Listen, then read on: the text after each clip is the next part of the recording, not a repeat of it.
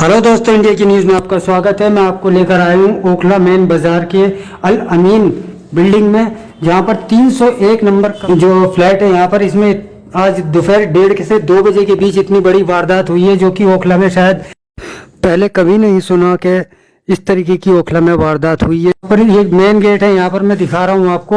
यहाँ एक बच्ची सफाई करने वाली थी, जो यहाँ पर सफाई करने के बाद बाहर आती है और बाहर आते ही जैसे इस गेट को खोलती है तो बाहर एक शख्स खड़ा हुआ था, जिसके हाथ में वेपन्स था, पिस्टल थी और चाकू था।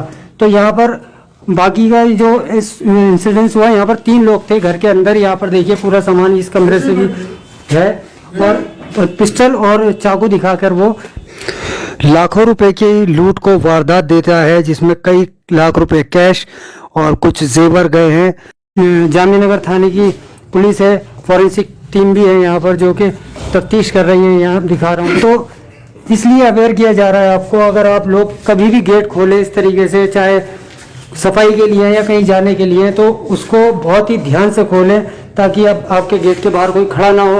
ओखला से बहुत बड़ी खबर आ रही है। लोग परेशान हैं, चिंतित हैं। एक फ्लैट में बहुत बड़ी वारदात हुई है। यामीन भाई बहुत ही पॉपुलर फेस है इस इलाके में। हमारे साथ वकील साहब सामने हैं। मैं चाहता हूं कि आप सारे इंसिडेंट को हमारे व्यूअर्स को बताइए।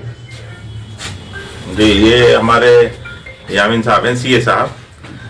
ये ओखला गांव में रहते हैं, 4th फ्लोर पर, यहाँ बिल्डिंग के अंदर। 1:30 बजे के करीब जैसा यहाँ पर आके हमें पता लगा, क्योंकि हमारे बहुत खास दोस्त हैं, पुराने दोस्त हैं, ये रईस आजम खान साहब हैं। हम लोगों को पता लगा तो हम लोग भागे इधर यहाँ पर आए हैं। और के 1:30 बजे के करीब मेड काम कर रही थी, दरवाजा खुला खोल कर डस्टिंग कर रही थी। तो जैसे ही वो डस्टिंग करके बाहर निकली, वहीं पर कोई खड़ा था दरवाजे के बाहर ही। वो इतने में भाभी जी जो है गेट बंद नहीं कर पाई, उससे पहले ही वो उसको धक्का देकर अंदर घुस गया। उसके हाथ में, जैसा कि यहाँ आके पता लगा है, वेपन था, यानी कि हथियार था, पिस्टल थी या रिवॉल्वर थी।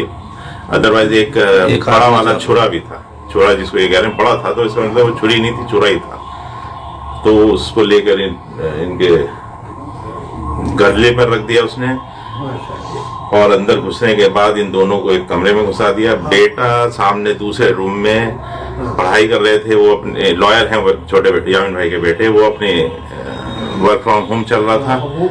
तो उसकी तरफ जब पिस्टल या वेपन दिखाया तो वो भी डर गया, बच्चा है 27 साल का, और माँ को देखा कि उसके ऊपर, उनके ऊपर भी हथियार रख रखा है, तो वो भी आ गए सामने। तो उनको तीनों को एक कमरे में बैठाकर और कमरे में सामान निकलवाते रहे, और जो भी था वो लेते रहा। वो एक ही लड़का था यहाँ, तो एक ही था वो जो समय कितने बजे का है? जो 1:30 और 2 के बीच में, आज ही दोपहर में।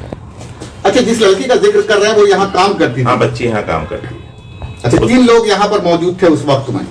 हाँ, 3 लोग थे। अच्छा, सामान जो ले गए वो क्या कीमती सामान थे? क्या उसके बारे में कुछ जिक्र करना चाहेंगे? वो तो सामान में तो यह है कि हाथ में जो कंगन थे भाभी के, 4-5 लाख रुपए के बीच की नकदी कैश भी थी। हाँ, और उसके उनके हाथ के कंगन जो है फौरन उतरवा लिए दो। और एक इत्तेफाक से एक बूंदा उनका था और एक कहीं गिर गया था जब भी वहीं पर, तो एक बूंदा जो है 2 मोबाइल ले लिया, और 2 मोबाइल ले लिए, छीन लिए वो छीन लिए। और उनके पास कोई कांटेक्ट करने का भी साधन नहीं रहा कि जिससे कि अपने फादर को बता सकें, क्योंकि हमारी भाभी को जो है प्रॉब्लम है डायबिटिक, तो एकदम तबीयत ज़्यादा ख़राब हो गई। वो बच्चा फिर उनकी देखभाल में लगा, यानी कि काफी जो है शॉकिंग था। फिर वो नीचे गया, कहीं से फ़ोन किया, और वो कहीं नमाज पढ़ रहे थे यामीन भाई, 3-4 उसमें मिस कॉल आई। उसके बाद उन्होंने कांटेक्ट किया, तो किसी तरह उन्हें 1-1.5 घंटे के बाद मालूम हुआ कि ये इस तरह की तबीयत ख़राब है। और वो फिर यहाँ पर आए, और फिर इसके बाद 100 नंबर पे फ़ोन करने के बाद जो फोन आया था यामीन भाई का, तो मैंने कहा 100 नंबर फ़ोन करिए सबसे पहले।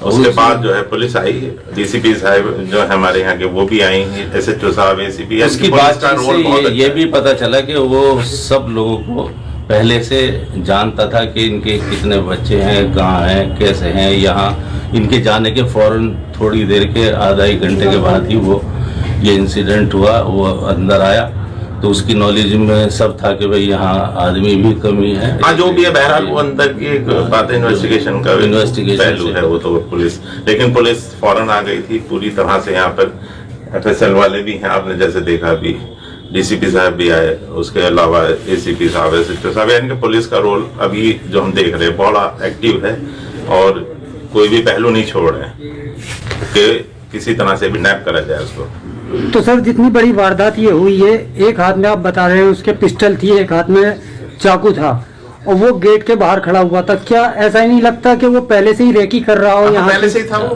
बच्ची ने गेट खोलकर बाहर निकली है, इतने में घुस गया उसको जबरदस्ती धक्का देकर अंदर, तो वो तो था यहीं पर, क्योंकि फ्लैट्स है ना, यहाँ रहता भी नहीं कोई यहाँ पर ज्यादा। तो सर क्या वो कवर्ड किया हुआ था अपने आप? हाँ, वो मास्क लगा रखा था, जो इन लोगों ने देखा मास्क तो लगा रखा था, फिक्स था, उसके ऊपर हटाया नहीं उसने मास्क एक बार भी, प्लस जैकेट पहन रखी थी और गले में मफलर भी था, यानी कि कुछ फेस विजिबल नहीं था आंखों के अलावा। ये तो बड़ा शॉकिंग है, लेकिन ये है कि उम्मीद है, जैसा पुलिस का रोल दिख रहा है, कि बहुत जल्दी ये लोग इसको क्रैक कर लेंगे। आज का तो दोस्तों मैं दिखा रहा हूँ जिस टाइम यहाँ पर जिस फ्लैट में हम यहाँ पर खड़े थे, ये ओखला मेन बाजार में है ये फ्लैट, और यहाँ पर ये फ्लैट नंबर 301 है अल अमीन बिल्डिंग में।